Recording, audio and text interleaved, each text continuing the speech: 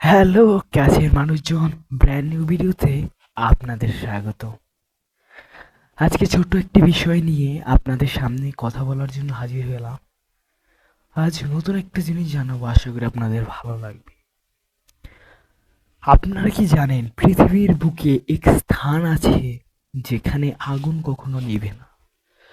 মরুভূমির মাঝখানে অনবরত জ্বলতে থাকা এক গহ্বর, দরজা অফ হেল বা জাহান্নামের দরজা। শুনতেই গা ছমছম লাগে, তাই না?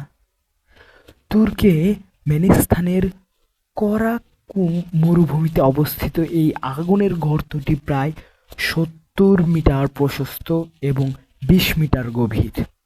একে ঘিরে ছড়ায় আছে বহুত রহস্য, ভয় আর কৌতূহল। 1971 সালে সোভিয়েত বিজ্ঞানীরা এখানে গ্যাস উত্তোলন করতে গিয়ে দুর্ঘটনাবশত একটি গর্ত তৈরি করেন। গর্ত থেকে গ্যাস নির্গত হতে শুরু করে এবং পরিবেশ বিপদের আশঙ্কায় তারা গর্তে আগুন ধরিয়ে দেয়। ভেবেছিলেন তারা এই আগুন হয়তোবা নিভে যাবে, কিন্তু প্রকৃতির তো এই আজব খেলা।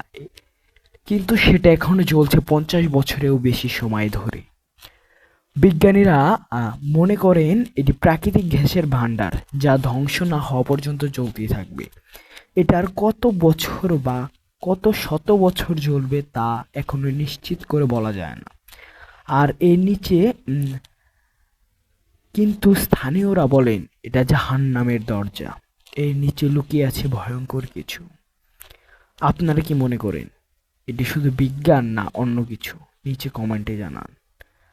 আর এমন আরো অদ্ভুত রহস্যময় ভিডিও পেতে আমাদের চ্যানেলটিকে সাবস্ক্রাইব করুন।